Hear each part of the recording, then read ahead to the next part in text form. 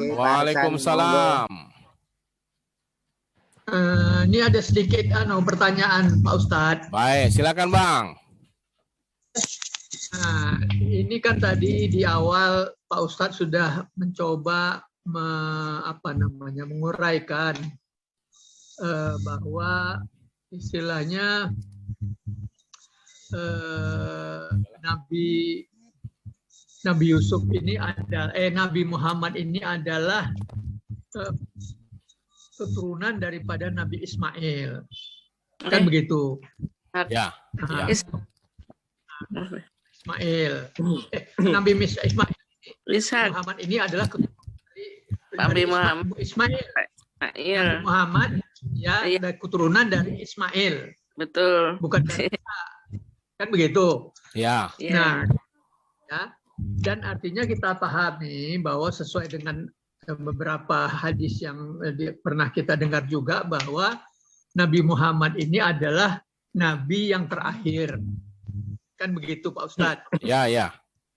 Nah, kemudian artinya banyak juga kita dengar apakah ini ada hadis yang sahih ataupun hanya apakah ada isu bahwa adanya Nabi terakhir yang disebut Imam Mahdi. Kan begitu. Nah sekarang kita ingin penjelasan sejauh apa kebenaran daripada informasi bahwa akan turunnya Nabi Imam Mahdi ini di akhir zaman nanti sebelum hari kiamat. Saya rasa demikian aja Pak Ustadz. Mohon penjelasan. Nabi banyak Ya. Baik Bang, jadi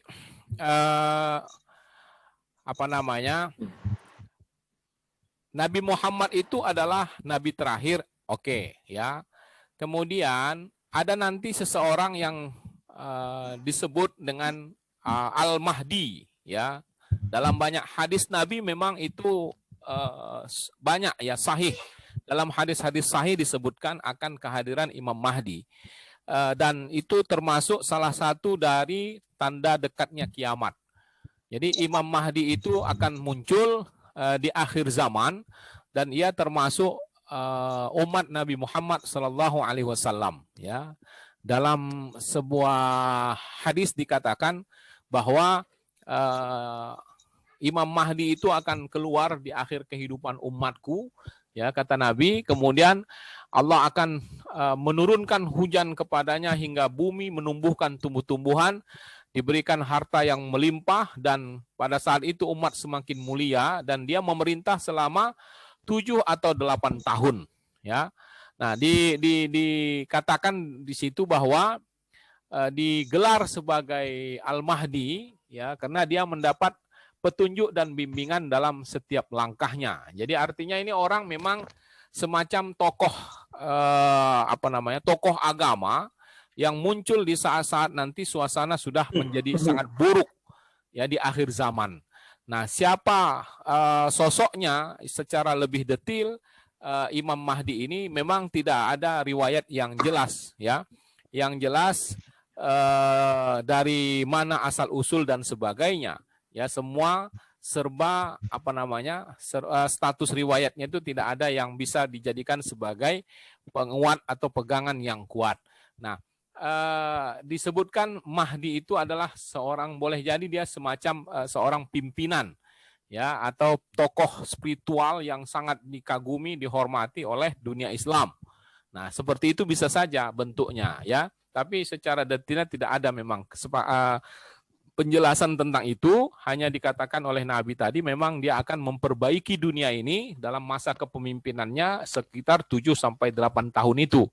Dan itu nanti akan terjadi pada masa-masa di akhir zaman. Ya, di akhir zaman dia hanyalah disebut sebagai orang yang Mahdi. Mahdi itu sendiri adalah semacam orang yang mendapat bimbingan, mendapat petunjuk, dan dia muncul di saat dia dunia ini sudah memang dalam keadaan kacau balau ya. Disitulah kemudian dia menjadi pimpinan. Ya, boleh dikatakan dia semacam pimpinan lah. Ya, siapa itu orangnya tidak dijelaskan.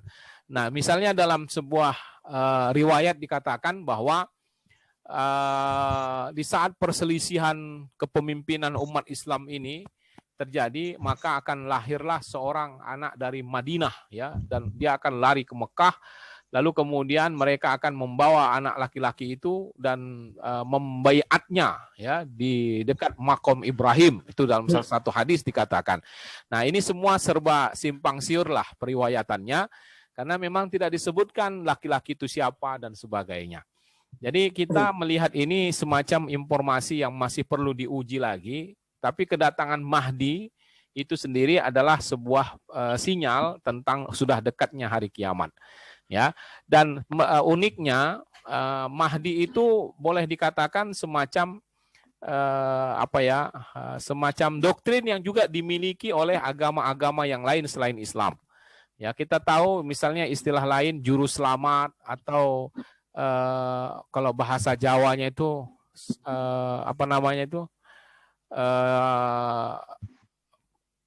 yang pandito itu, ya, istilahnya yang akan lahir juru selamat di akhir zaman, ya.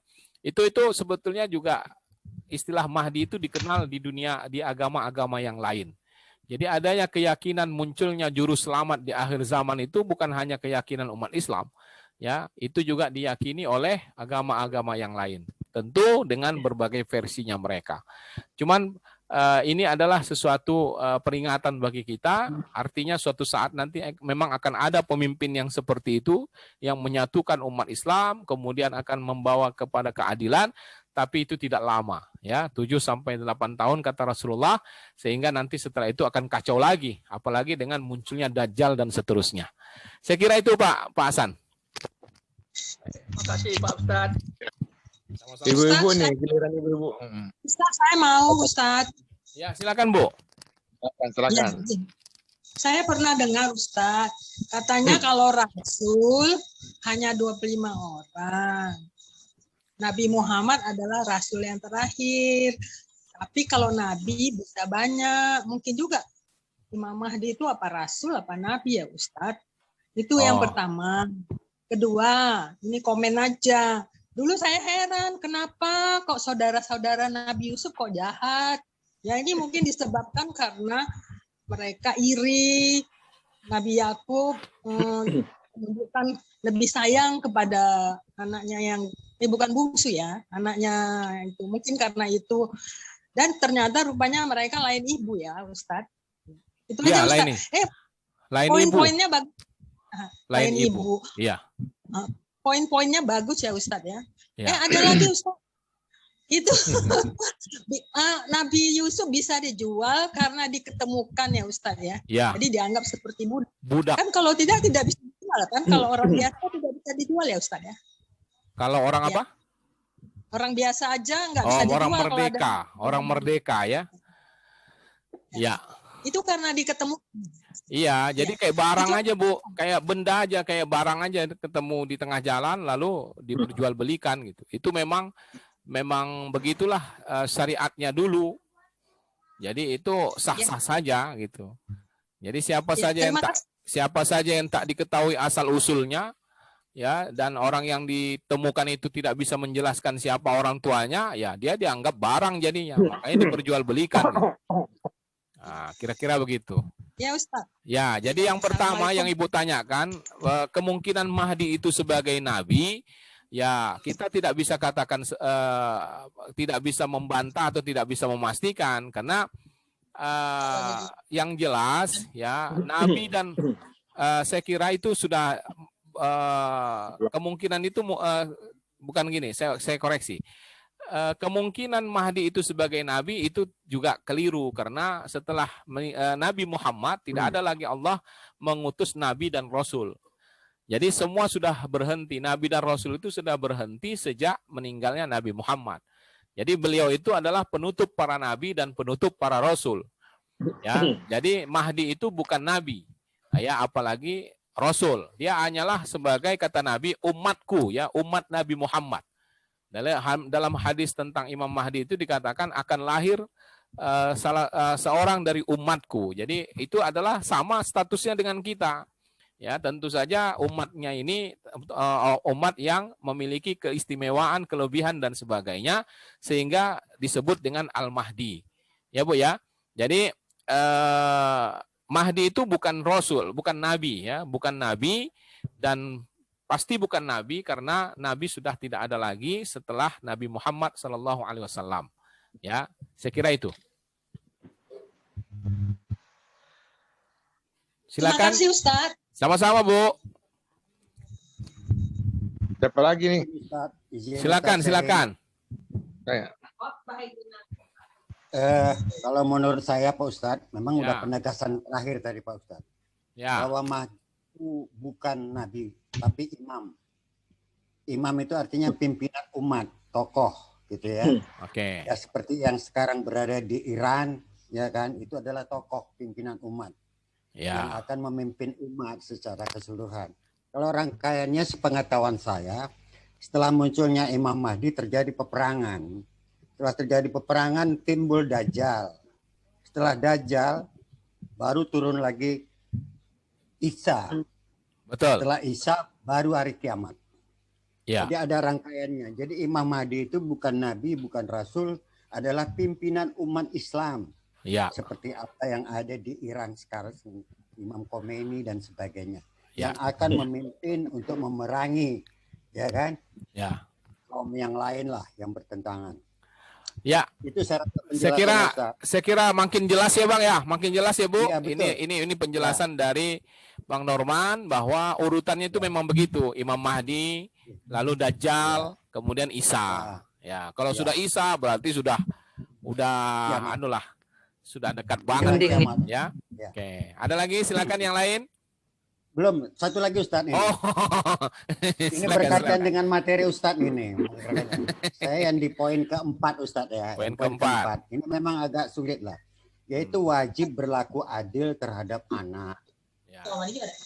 Ya. Jadi berlaku adil terhadap anak ini terus terang kan agak sedikit apa kita alami lah ya. Terutama anak kita yang perempuan gitu ya kan.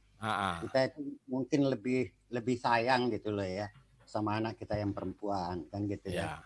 Nah, Nabi juga memberikan apabila kau bisa membimbing anakmu yang perempuan 2 orang, maka ganjarannya sangat sangat besar gitu loh ya. Jadi kita kadang-kadang memang mungkin sampai saat sekarang ya, kalau buat saya sendiri suka mengistimewakan anak saya yang perempuan gitu, apapun dia.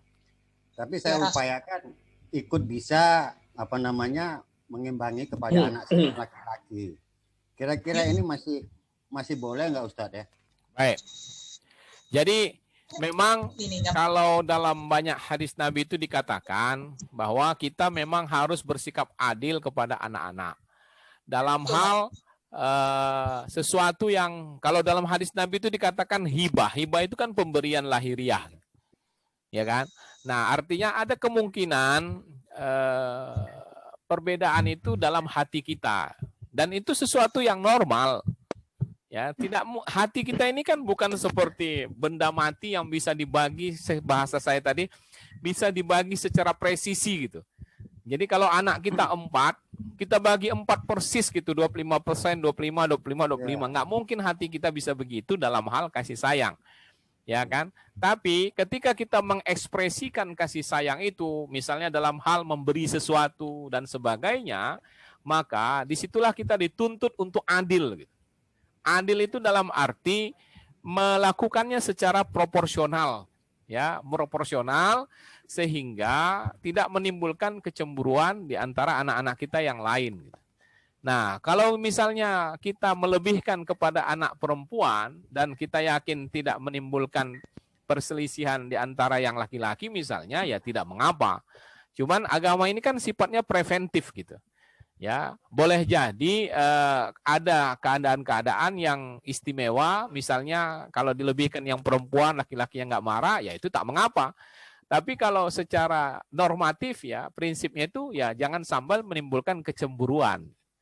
Jadi apa yang kita lakukan tadi, yang abang lakukan misalnya mau melebihkan yang perempuan, karena dialah satu-satunya perempuan, sementara saudaranya yang lain laki-laki semua dan sebagainya, Ya, kalau kita bisa memastikan tidak menimbulkan mudarat, ya, menimbulkan kecemburuan dari yang lain, maka kita tak mengapa melebihkannya. Tapi secara prinsip agama ini tetap menganjurkan secara standar lah ya, prinsip standarnya tetap harus berlaku adil dulu gitu. Bahwa kita mau lebihkan, nah lihat situasinya. Nah, kalau memang anak-anak laki-laki itu tidak merasa cemburu atau iri, ya silakan saja. Karena tujuannya itu sebetulnya larangan atau perintah untuk berlaku adil itu supaya jangan menimbulkan kecemburuan, supaya jangan menimbulkan mudarat setelah dibagi-bagi seperti itu. Jadi kalau kemungkinan mudarat itu tidak muncul, ya tidak mengapa. Nah, itu begitulah kira-kira memahaminya. Makasih Ustaz. Baik. Silakan. Ya, lagi. Masih ada waktu nih Pak Ustadz. Oh banyak.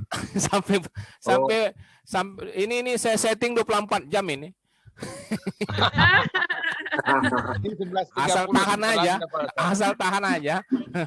Siapa? Ya Pak Arman. Pak Arman, Bang Ridwan. Nah, silakan. Ya Pak Ustadz, saya mau nanya aja ringan-ringan aja nih Pak Ustadz. Tadi kan dibahas itu, saya baru paham juga tuh ada mimpi itu kan. Tadi ada 3 apa itu tadi Pak Ustadz? Oh ya, yang mimpi. 3 bagian mimpi.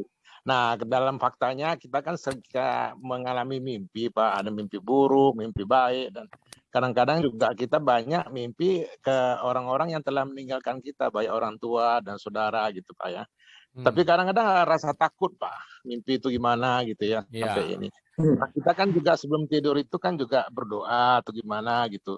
Mungkin ada kiat-kiat dari Pak Ustadz ya, kira-kira apa yang kira mau menenangkan kita, supaya kita juga kalau muncul mimpi-mimpi yang kira-kira menakutkan kita, sehingga gimana kita atau mendoakan orang tua kita gitu Pak Ustadz, kira-kira singkatnya. Ya, yang pertama, apa yang kita lakukan sebelum tidur?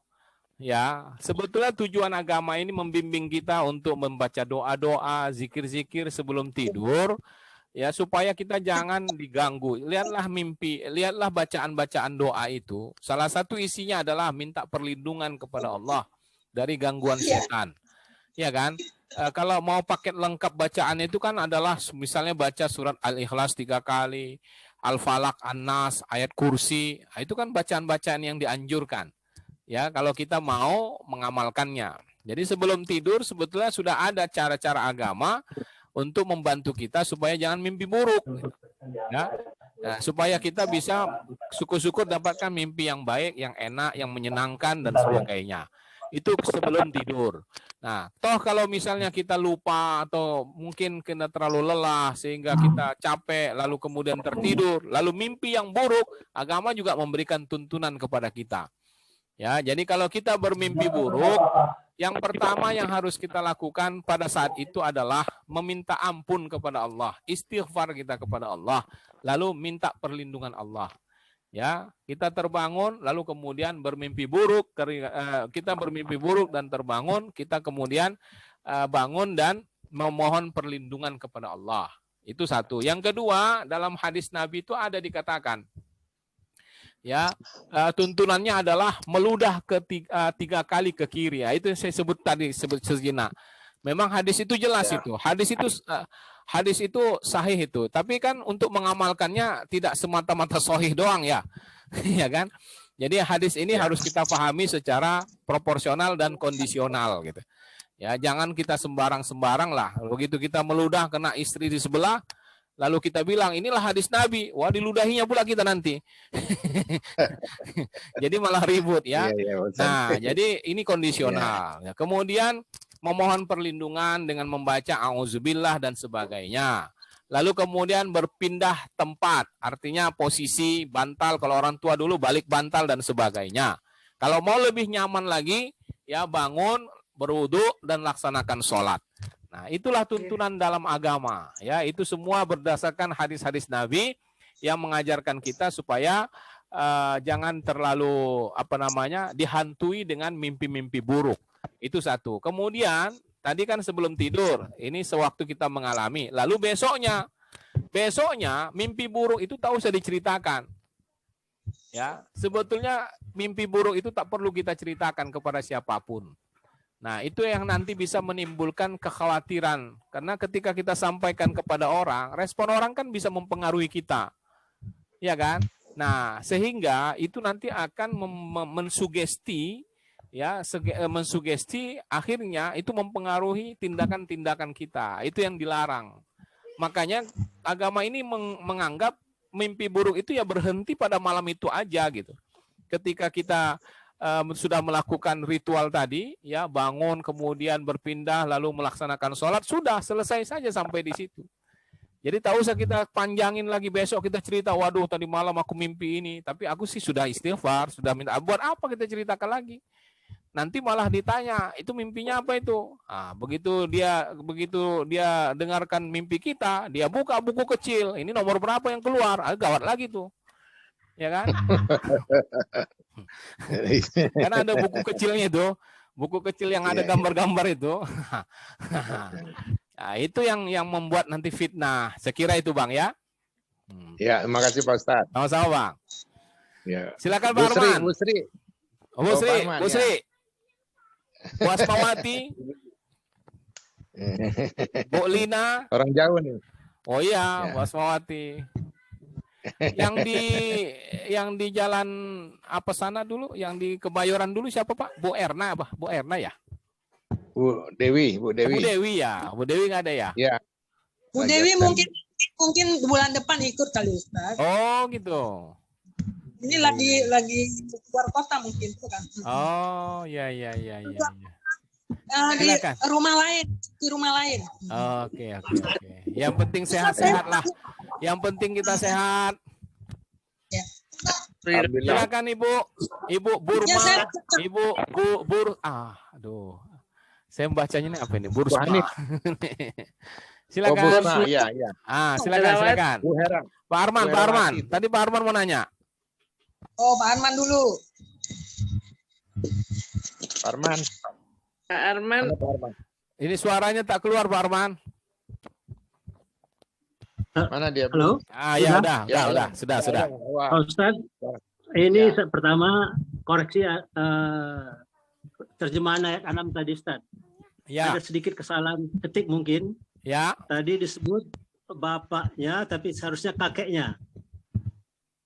Mungkin ayat 6 tadi bisa ditampilkan sedikit koreksi di situ Ustaz. Pertama. Sebentar ya. Kemudian ya. Yusuf ayat 6 ya. Ayat 6. Oke. Yusuf ayat 6. Yusuf.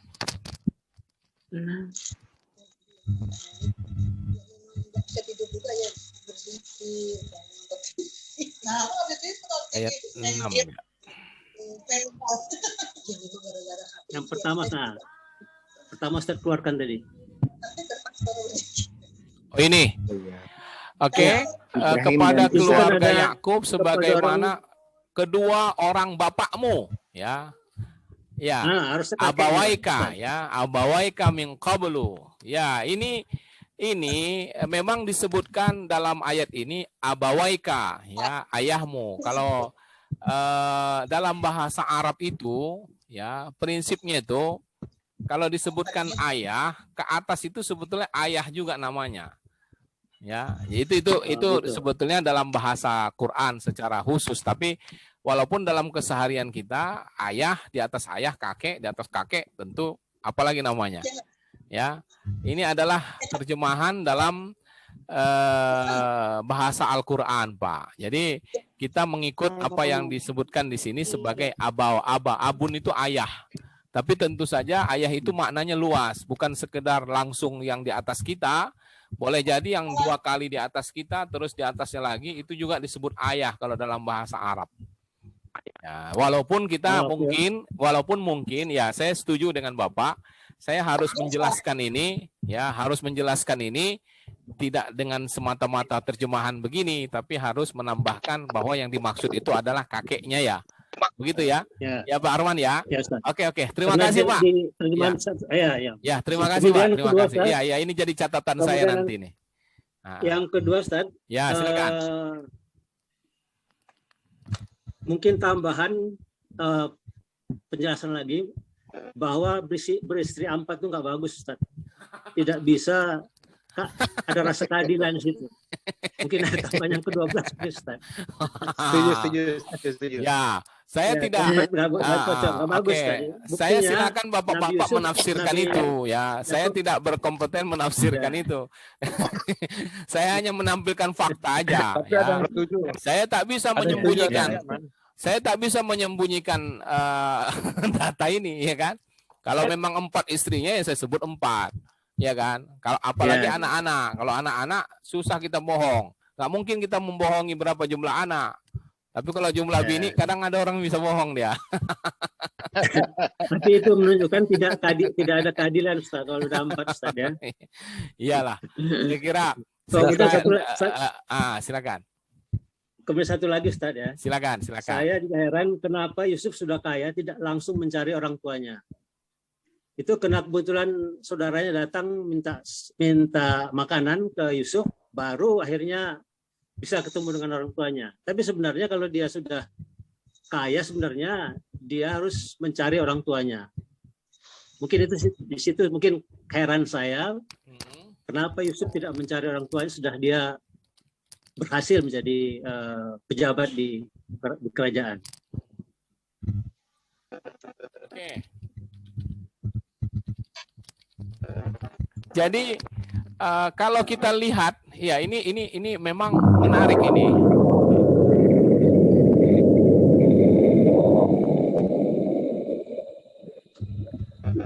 Halo, ya jadi ini menariknya gini, karena memang kalau kita semata mengikuti kronologi ayat itu, ya kesannya memang yang aktif itu adalah Nabi Yakubnya ya. Nabi Yakubnya yang mencari tahu. Nah, ini boleh dibilang begini. Ini hanya perkiraan saya karena memang tidak ada data yang jelas tentang ini ya. Kalau kronologi ayat itu nampak bahwa yang aktif itu adalah Nabi Yakub ya, karena dia sendiri yang merasa betul-betul kehilangan gitu. Ya, dia sendiri yang sangat terpukul dengan yang dialaminya, jadi nampak terkesan dalam ayat itu dialah yang paling aktif. Nah, saya tidak yakin Nabi Yusuf tidak mencari, tapi tidak digambarkan sebagai bagaimana usahanya, kecuali ketika dia bertemu dengan saudara-saudaranya ini dalam suasana ketika saudaranya butuh dengan bantuan dia gitu. Jadi kita tidak bisa katakan Nabi Yusuf kenapa tak nyari. Saya malah kenapa Al-Quran tidak menceritakan dari sisi Yusuf, karena melihat Nabi Yakub lah yang sangat terpukul dengan kondisi ini sehingga nampak sekali keaktifannya mencari. Ya, jadi ini bisa kita lihat misalnya ketika dia menyuruh anaknya supaya betul-betul mencari, itu satu sisi. Kemudian Nabi Yusuf mencari ketika dia berusaha ya semaksimal mungkin mensiasati supaya memastikan bahwa ini adalah saudara-saudaranya dengan menyuruh mereka membawa saudara kandung Yusuf yaitu Bunyamin. Ya Pak ya. Jadi keheranan Bapak, Pak Arman heran atau mungkin bertanya-tanya, itu wajar ya, karena memang dalam ayat itu tidak nampak memang secara tersurat ya, secara konkret upaya Nabi Yusuf. Tapi saya sendiri meyakini bahwa upaya itu tetap ada, walaupun dalam ayat hanya diceritakan agresifnya Nabi Yakub karena beliau yang paling kehilangan ya, satu. Kemudian yang kedua, karena kesalahannya ya, karena kesalahannya lah yang berasa dia menyesal kenapa dia berikan kesempatan anak-anak Yusuf itu, anak-anaknya membawa Yusuf untuk bermain waktu itu. Jadi nampak siapa yang betul-betul terpukul biasanya dia yang paling berusaha ya, dan itu sebuah kewajaran. Saya kira begitu Pak Arman. Boleh saya sekarang? Silakan. Boleh saya? Silakan. Silakan. Bang Hasan ya. Saya Pak Ya. Bakti. Silakan. Pak Bakti. Oh, Pak Bakti ya. Silakan Pak Bakti. Ustaz. Terima kasih Ustaz. Mana Tadi kepalanya di ini? awal Tak kelihatan. Pecinya saja pula. Tadi di awal Ustaz, tentang masalah Raja Fir'aun. Tadi sebenarnya menurut Ustaz Fir'aun itu adalah kumpulan dari raja-raja kesebutan ya. Tadi contoh dengan Hamengkubuwono gitu ya. Nah, artinya Fir'aun itu kerajaan di mana salah satu raja Namrud ya. Padahal yang kejam lah katakanlah yang jahat. Padahal selain daripada Namrud itu banyak menurut saya yang baik-baik ya. Nah, pertanyaannya kenapa kok jadi Fir'aun itu jadi suatu lambang kezoliman atau kejahatan? Ada banyak baik lah, selain dari Namrud. Baik. Jadi memang dalam menyampaikan pesan-pesan Al-Quran itu banyak cara yang digunakannya. Boleh jadi pesan itu langsung disebutkan dalam bentuk narasi. Ya, narasi misalnya janganlah kalian melakukan penipuan, janganlah kalian melakukan kecurangan, jangan kalian memakan harta, jangan kalian menzalimi. Ah, itu narasi lah sifatnya. Ya kan?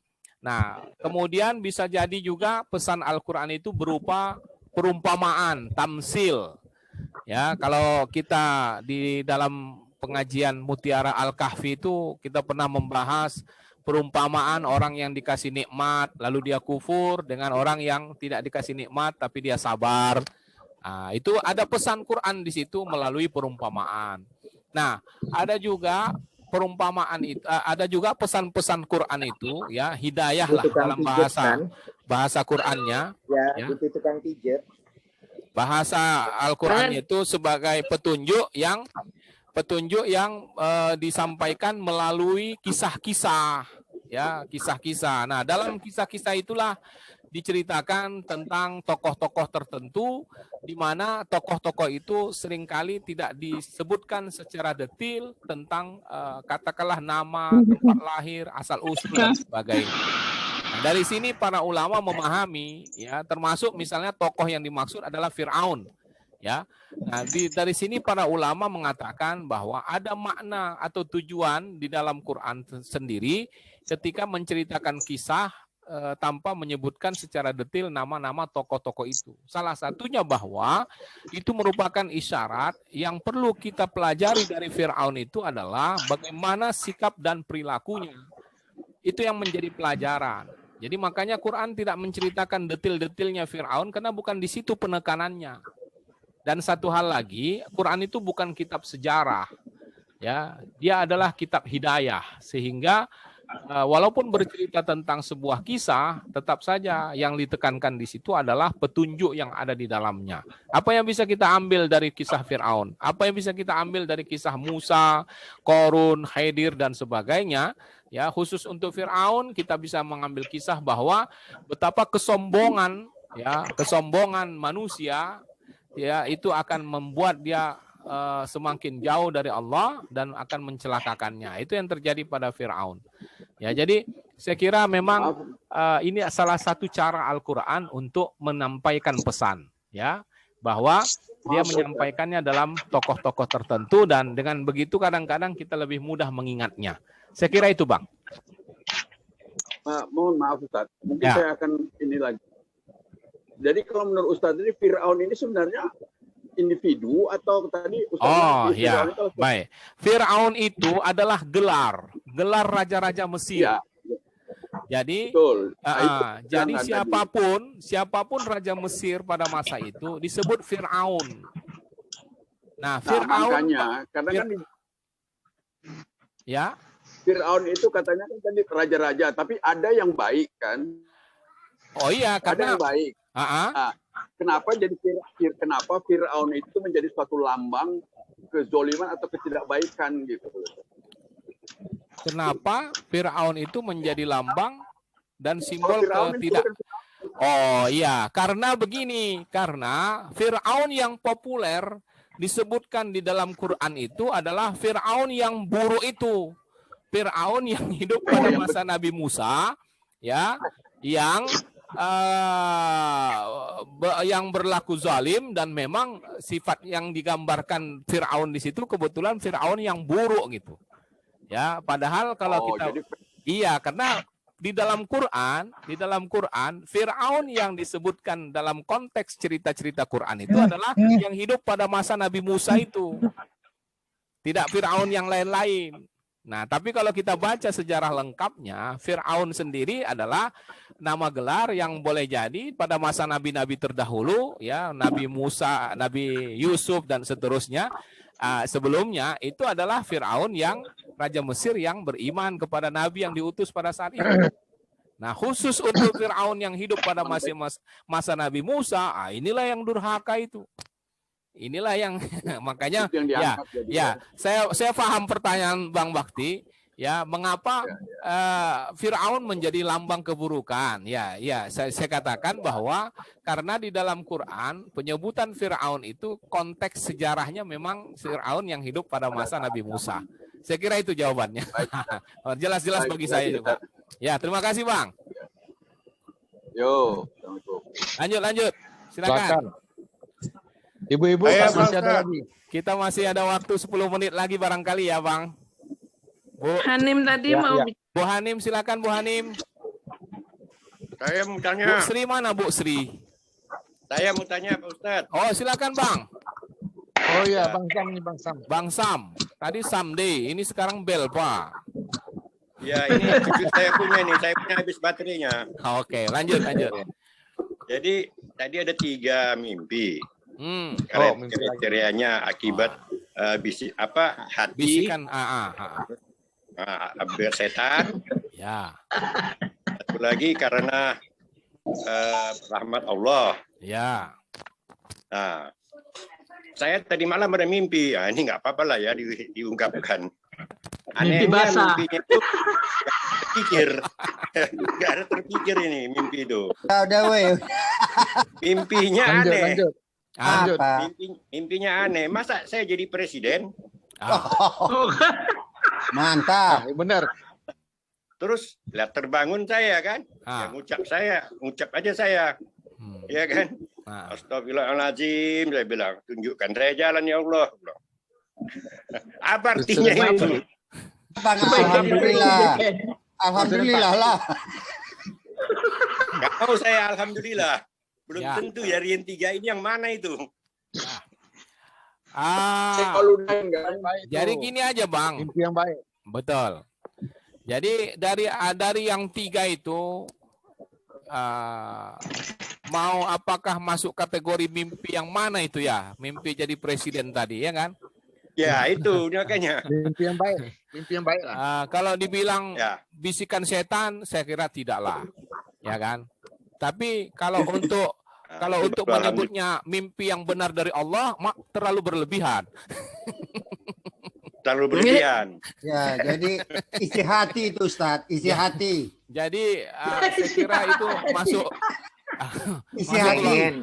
Lebih cenderung ke kelompok pertama itu. Ya. Bunga-bunga tidur aja tuh Bang. Mungkin karena sebelum tidur atau beberapa saat sebelumnya sedang berbicara tentang hal-hal politik dan sebagainya, akhirnya muncul dalam mimpi kita gitu. Nah, itu kan sifat bunga tidur itu kan gitu Bang. Sifat bunga tidur pula itu saya sebelumnya nggak pula saya ngomong-ngomong masalah itu. Oh gitu ya. Ya secara di bawah sadar kita barangkali ketika nonton kepingin kali muncul. Mudah-mudahan kejadian Pak Ustaz. Amin. Nggak ngaku dia, nggak ngaku. Jadi presiden Semansa 69. Cocok. Silakan. Ya, lanjut. Ustaz nanya ya. Ya. Saya nanya yang poin 9. Haram berputus asa. Apakah pasrah sudah berputus asa, Ustaz? Oke. Pasrah itu bahasa Indonesia. Ya. Pasrah itu bahasa Indonesia yang bisa berkonotasi positif dan negatif gitu ya. Tapi kalau kita mau cocokkan dia ke dalam istilah agama, ya antara tawakal dengan pasrah itu ada perbedaannya. Bahasa yang sering dipadankan dengan pasrah adalah tawakal.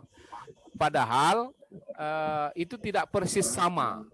Ya, agama mengajarkan kita tawakal. Dalam bahasa sehari-hari kita selalu padankan dia dengan pasrah. Padahal itu tidak sama.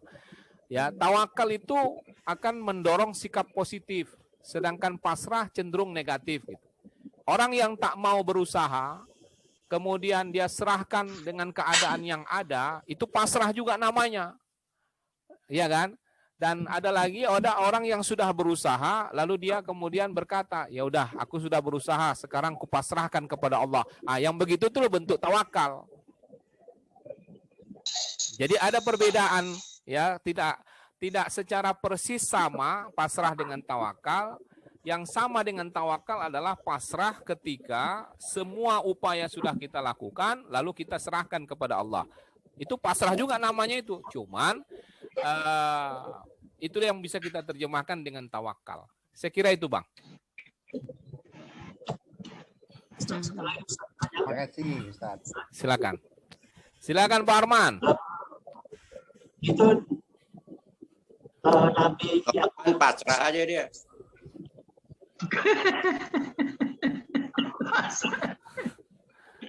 Kagak kedengaran suaranya.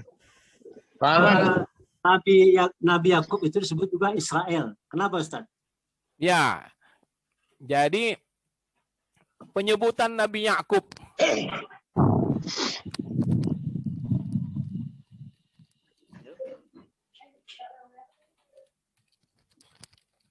Kangen aku sama Norman ini. ya. Asal usul penyebutan Nabi Yakub.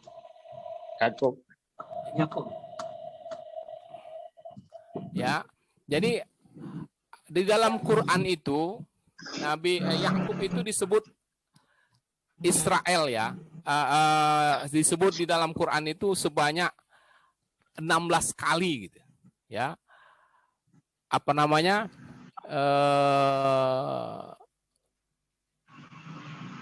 Disebut sebagai Israel. Ya. Nasar. Israel. Sampai Putus. apa namanya? Dia adalah sebagai leluhurnya ya, leluhurnya Bangsa Israel. Ya.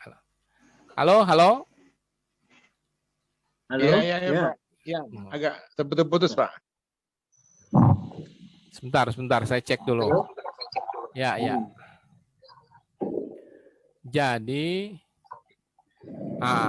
Jadi ada memang apa namanya? Ada sebuah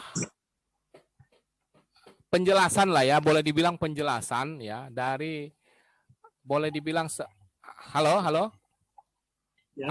Ya, Pak. Ya, Pak. jelas ya.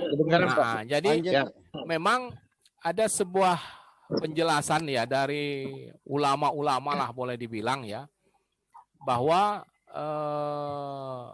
Israel itu apakah pernah ditanyakan apakah yang dimaksud Israel itu adalah Nabi Yakub gitu ya.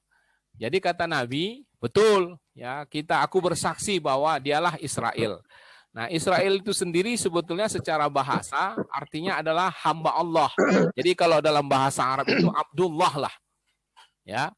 Jadi para ulama itu mengatakan bahwa Israel itu adalah nama lainnya itu dalam bahasa Arab sebagai Abdullah. Ya. Jadi ada pula yang mengatakan bahwa di situ apa namanya? nama lain ya, nama lain dari Nabi Yakub. Jadi gelar yang dimaksud di situ adalah yang artinya adalah Abdullah. Itulah penjelasan yang ada. Nah, yang itu adalah nama yang paling baik ya. Abdullah itu kan nama yang paling disenangi, nama yang paling apa namanya? Sebetulnya nama yang baik sebetulnya Israel itu, tapi karena kelakuan keturunannya yang akhirnya disebut dengan Yahudi, Itu Yahudi itu adalah salah satu dari anak Nabi Yakub tadi, yaitu Yahuda itu kan ada dari apa namanya? Dari anaknya yang istri yang keberapa tadi, anak istri yang pertama ya, kalau nggak salah saya, itu Yahuda, maka itu akhirnya nama Israel itu menjadi buruk ya, padahal latar belakangnya itu sendiri, padahal itu adalah nama yang bagus bagi Nabi Yakub sendiri gitu ya. Jadi saya kira begitu Bang penjelasannya. Silakan ada yang lain. Ibu-ibu. Ya, silakan Bu. Ini Ustaz. Ya. Itu Nabi Yusuf dibawa ke Mesir. Tapi mungkin dia lahir di Palestina atau Israel, Ustaz. Makanya waktu dia sudah jadi menteri, mungkin dia tidak mencari ayahnya, mungkin ayahnya sudah meninggal. Atau mungkin karena jauh, Ustaz. Boleh jadi. Iya, bisa saja. Tapi yang ditanyakan Pak Arman ini adalah sesuatu yang wajar gitu ya. Artinya sebagai seorang anak tentu pasti mencari ayah gitu ya. Tapi kenapa dalam Quran tidak disinggung sama sekali bahwa dia mencari ayahnya? Yang nyata dalam kronologi itu disebut adalah usaha Nabi Yakub mencari Yusuf, bukan sebaliknya, ya kan? Kita lihat Nabi Yakub kan berkata, "Hai anakku, carilah Yusuf dan saudaranya, jangan berputus asa." Itu kan berarti kesannya aktif lah ya, aktif sehingga beliau betul-betul terkesan hanya beliaulah yang mencari, padahal tidak gitu, ya. Jadi artinya sebetulnya dari satu sisi itu bisa saja, karena apa? Karena penggambaran Quran itu tentu akan lebih efektif. Al-Quran itu salah satu cara dia mengungkapkan kisah itu sangat efektif, bahwa dia tidak perlu menceritakan bagaimana siapa yang lebih berinisiatif, tapi dari kesan bahasa yang ditampilkan, maka dapat kita yakini bahwa yang inisiatif itu sangat kuat adalah Nabi Yakub, karena dia yang paling merasa kehilangan. Nah, sedangkan Yusuf tidak boleh kita bilang bahwa dia sendiri tidak berinisiatif, ya kan? Nah, salah satu barangkali pertimbangannya seperti yang dikatakan Ibu tadi, ya, karena mereka sudah berada di tempat yang berbeda, ya. Nabi Yakub sendiri adanya di Syria atau Syam, sedangkan Nabi Yusuf saat itu sudah di Mesir, ya. Syria dan Mesir itu kan sudah jauh gitu ya. Apalagi konteks settingan masa lalu, tentu makin jauh gitu. Nah, namun bukan berarti Yusuf tidak mencari, karena memang tidak di situ penekanannya. Nah, penekanannya nanti adalah dalam proses pertemuan Yusuf dengan saudaranya. Saya kira begitu, Ibu. Terima kasih, Ustaz. Ya. Assalamualaikum, Ustaz. Waalaikumsalam. Mau nanya Pak Ustaz. Ya. Di medsos itu ada di YouTube video yang mengenai Nabi Yusuf ini. Nah, di sana digambarkan mirip dengan Al-Quran. Cuma di video itu lebih detail. Nah, saya nggak tahu nih Pak Ustadz udah pernah lihat apa belum. Nah, kemudian ada dikisahkan juga bahwa Nabi Yusuf itu mengirim jubahnya dibawa oleh saudara-saudaranya setelah dikasih makanan. Kemudian Nabi Yakub itu menutupkan ke mukanya, maka sembuh butanya gitu. Nah, ini saya nggak tahu apakah di Quran dijelasin juga apa tidak gitu. Nah, kemudian dalam video itu dikisahkan juga Nabi Yusuf itu kawin apa gimana gitu, dan terakhirnya itu dengan Zulaikha. Karena Zulaikha tetap mencari Nabi Yusuf gitu.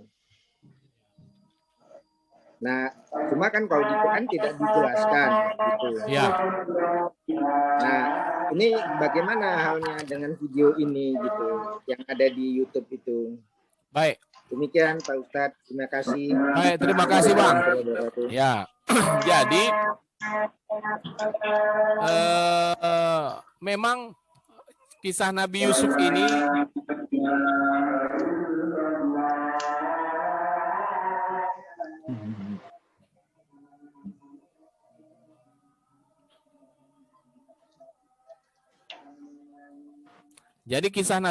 ini sangat populer di berbagai agama ya. Jadi memang sumber-sumber itu, saya kira video itu menggabungkan berbagai sumber, baik dalam Quran maupun dalam perjanjian-perjanjian lama dan perjanjian baru. Ya, itu dia. Jadi seperti tadi Bapak gambarkan tentang Nabi Yusuf yang digambarkan pakaiannya itu digunakan untuk mengobati seseorang gitu ya. Ya, mengobati ayahnya yang buta ya.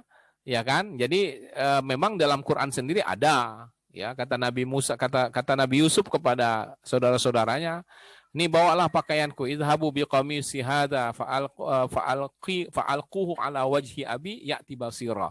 Bawalah pakaianku ini, gamisku ini, dan usapkanlah ke ayahku, nanti dia akan sembuh butanya. Jadi memang itu diceritakan dalam Quran. Nah, selebihnya tidak ada lebih dari itu, bahwa kemudian buaju itu bisa menjadi obat segala macam penyakit, tak ada, ya kan, di dalam Quran. Jadi dugaan saya belum menonton video itu, tapi dari sekilas apa yang Bapak sampaikan, kelihatannya dia menggabungkan semua sumber-sumber yang ada ya dalam sebuah cerita lalu dirangkaikan, maka menjadi tontonan yang menarik. Saya kira begitu.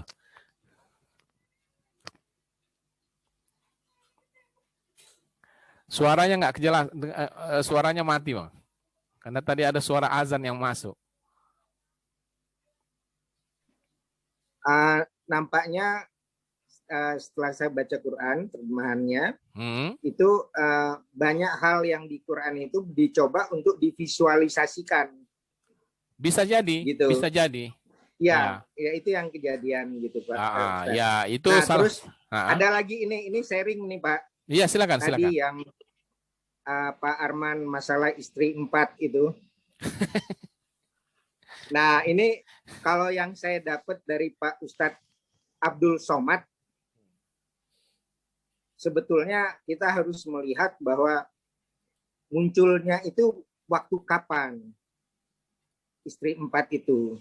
Sebetulnya bukan menambah jadi 4, tapi mengurangi katanya. Karena pada masa itu orang-orang Arab itu istrinya banyak sekali, lebih dari 4. Maka Allah nurunin supaya 4. Itu adalah satu mengurangi, jadinya bukan menambah istri. Jadi kalau pada masa itu gitu Pak, maksudnya. Ya gitu, itu dari Ustadz Abdul Somad Pak. Ya, saya menanggapinya itu begini. Kalau kita bicara jumlah memang mengurangi. Tapi pertanyaan kemudian adalah, apakah prinsip pernikahan dalam Quran atau yang mau disampaikan oleh Islam itu poligami atau monogami? Ya kan? Prinsip, makanya ini memang menjadi pertentangan banyak pihak, terutama kaum yang tradisional dengan kaum yang liberal. Kaum tradisional mengatakan bahwa prinsip pernikahan itu adalah ya artinya membuka peluang poligami. Tapi kalau menurut kelompok-kelompok liberal, ya orang-orang sekarang mengatakan prinsip pernikahan itu adalah monogami. Artinya yang dianjurkan itu satu gitu. Ya, kalau tidak ada alasan untuk 2, maka orang tak boleh 2, 3 dan seterusnya. Nah, kalau menurut kelompok yang tradisional ya tidak ada alasan, memang kalau udah kepingin 2, 3, 4 ya silakan saja. Yang penting sampai 4 gitu. Jangan lebih. Kan gitu. Iya, itu sudah menjadi perdebatan kan? Jadi 4 apa 6 di? Makanya kalau dalam diskusi orang-orang sekarang itu adalah bahwa apa yang menjadi patokan prinsip pernikahan itu. Makanya, tapi kalau kita membaca apa yang diamalkan atau yang diterapkan di negara kita, ya tentu kita merujuk kepada undang-undang, misalnya undang-undang pernikahan, kemudian kompilasi hukum Islam gitu, memang bukan membatasi, bukan menutup sama sekali, tapi tidak membebaskan sama sekali. Jadi Ya. Makanya diatur, boleh, tapi dalam kondisi-kondisi tertentu dan itu tidak bisa sembarangan. Nah, jadi saya kira ini semacam apa namanya tindakan antisipasi supaya orang jangan semata-mata hanya mau mengumbar kepuasan saja, lalu dia milih melakukan poligami segala macam. Tentu ini tidak sesuai dengan ruh syariat Islam, di mana kita dianjurkan untuk berlaku adil, kemudian tidak menzalimin orang dan sebagainya. Saya kira itu, Pak. Betul, Pak. Ada yang mau coba-coba lagi nih? Iya lah. Ada. Pahala, Ustaz. Mencari pahala. Banyak ini. Norman juga sudah mulai daftar. Mencari pahala. Poliandri. Silakan. Ada lagi? Takut. Sudah. Bagaimana? Kita cukupkan dulu ya. Kita cukupkan dulu ya, Pak ya. Dengan doa, Pak. Sudah zuhur. Pak Erwin baru masuk nih. Dari Medan langsung atau Jakarta? Baik. Kok nggak ada suaranya? Tak ada suaranya. Oke. Baiklah Bapak Ibu sekalian. Jadi kesimpulan kita dalam pengajian ini bahwa begitulah Al-Quran membimbing kita ketika menyampaikan pesan-pesan dalam Al-Quran itu tidak selalu melulu dalam satu bentuk saja, tapi bisa jadi dalam bentuk-bentuk yang lain. Kisah-kisah juga mengandung hikmah dan pelajaran, khususnya cerita tentang Nabi Yusuf ini. Banyak hal, kalau Bapak Ibu membaca referensi tentang ini, banyak akan ditemukan hikmah. Bahkan saya menemukan ada yang bisa menemukan hikmahnya itu sampai 60 poin. Ya, 60 poin. Saya tidak sampai ke situ, saya baru 11 aja, kita juga 11 aja sudah begitu banyaknya ya. Jadi dia bisa sampai 60, tergantung sudut-sudut mana yang bisa kita ambil hikmah. Terlepas dari itu semua, apapun yang tadi kita sebutkan, mudah-mudahan bermanfaat, menambah keyakinan kita, kebenaran agama, dan insya Allah membuat kita tetap semangat dalam ketaatan, istiqomah kita. Ya, mudah-mudahan kita senantiasa diberikan perlindungan oleh Allah, kesehatan lahir batin, dan kemudahan-kemudahan dalam menjalani aktivitas kehidupan kita. Saya kira demikian, mari kita tutup dengan doa. Mudah-mudahan kita semua, keluarga kita dilindungi Allah Subhanahu wa taala. A'udzubillahi minasyaitonirrajim. Bismillahirrahmanirrahim. Alhamdulillahirabbil alamin. Wassalatu wassalamu ala asyrafil anbiya'i wal mursalin wa ala alihi wa sahbihi ajma'in. Allahumma rabbana taqabbal minna innaka antas sami'ul alim wa tub alaina innaka antat tawwabur rahim. Allahumma ighfir lana dhunubana wa liwalidina warhamhum kama rabbawna shighara. Allahumma la lana fi maqamina hadza dhanban illa ghafartah wala aiban illa satartah wala maridan illa syafaitah wala hajatan min hawaijid dunya wal akhirati illa qadaitaha wa yassartaha innaka ala kulli syai'in qadir. Allahumma la sahla illa ma ja'altahu sahla wa anta taj'alul hazna idza syi'ta sahla sahil umurana umurat dunya wal akhirah. Allahumma inna nas'alukal huda wat tuqa wal afafa wal ghina. Allahumma barik lana fi Rajab wa Sya'ban wa ballighna Ramadan bi rahmatika ya arhamar rahimin. Rabbana atina fid dunya hasanah wa fil akhirati hasanah wa qina adzaban nar. Wa sallallahu wa sallama alaihi walhamdulillahi rabbil